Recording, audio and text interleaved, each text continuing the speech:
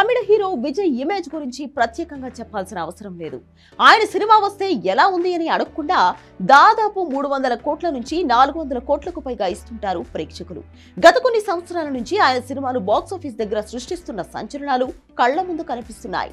అలాంటి హీరో ఇప్పుడు సినిమాలు వదిలేసి రాజకీయాల వైపు వెళ్తున్నాడు. చివరగా ఒక్క సినిమా చేసి పూర్తిగా పాలిటిక్స్ లో ఉంటాను అని అభిమానులకు ఇప్పటికే చెప్పేశాడు విజయ్. అందుకే ఆయన చివరి సినిమా కోసం ప్రేక్షకులు అంతగా వెయిట్ చేస్తున్నారు. వినోద్ దర్శకత్వంలో ప్రస్తుతం ఆయన నటిస్తున్న జననాయకన్ షూటింగ్ వేగంగా జరుగుతుంది. ఈ సినిమా జనవరి 9, 2026న విడుదల కానుంది. పొంగల్ సమయంలో విజయ్ చివరి సినిమా వస్తే అంతకంటే అభిమానులకు కావాల్సింది ఇంకేముంది? ఈ సినిమా మొదలుపెట్టిన రోజు నుంచి ఇది బాలయ్య నటించిన భగవంత్ కేసరి సినిమాకు రీమేక్ అని ప్రచారం జరుగుతూనే ఉంది. సంక్రాంతికి వస్తున్న సినిమా ఈవెంట్ లో దర్శకుడు అనిల్ రావిపూడి కూడా ఇది రీమేక్ అనే విషయం చెప్పకనే చెప్పాడు. కాకపోతే వాళ్ళు అధికారికంగా చెప్పే వరకు మనం చెప్పకూడదు అని ఆయన క్లారిటీ ఇచ్చాడు.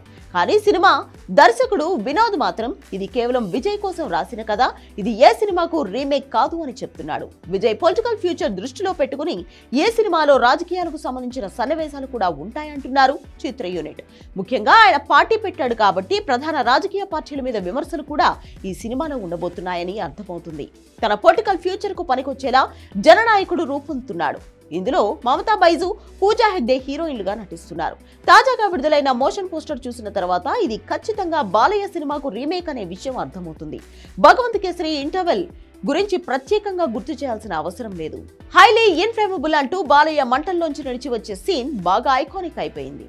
ఇప్పుడు విజయ్ సినిమా మోషన్ పోస్టర్లు కూడా అలాగే కట్ చేశారు. కాకపోతే అక్కడ బాలయ్య పోలీస్ యూనిఫామ్ లో లేడు, ఇక్కడ విజయ్ ఉన్నాడు, అంతే తేడా.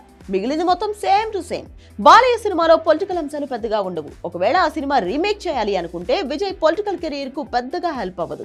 కానీ అందులో ఏదైనా పాయింట్ నచ్చి తీసుకుని దాన్ని పూర్తిగా తమకు అనుకూలంగా మార్చుకుంటే మాత్రం అదిరిపోతుంది. ఇప్పుడు జననాయకన్ టీం ఇదే చేశారు అనిపిస్తుంది. మొత్తంగా ఉన్నదున్నట్లు దించేయకుండా లైన్ మాత్రమే తీసుకుని పూర్తిగా విజయ్ ఇమేజ్ కు సరిపోయేలా ఆ సినిమాను వినోద్ తెరకెక్కిస్తున్నాడని అర్థమవుతుంది. సంక్రాంతికి ఆల్రెడీ చిరంజీవి, రవితేజతో పాటు నవీన్ పోలిశెట్టి కూడా రేసులో ఉన్నాడు. వీళ్లతో పాటు విజయ్ కూడా రాబోతున్నాడు. మరి వీళ్ల మధ్య విజయ్ ఎలా తట్టుకుంటాడో చూడాలి.